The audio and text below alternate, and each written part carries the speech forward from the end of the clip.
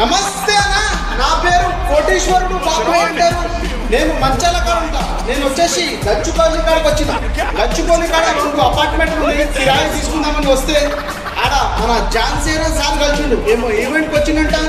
జాన్సేనా సార్తో మనం కలవడం జరిగింది, మాట్లాడినాం. జాన్సేనా సార్ నమస్తే సార్, నేను మీ పెద్ద ఫ్యాన్ని సార్. నేను 20 సంవత్సరాల నుంచి డబ్ల్యూడబ్ల్యూఎఫ్ చూస్తున్నా సార్.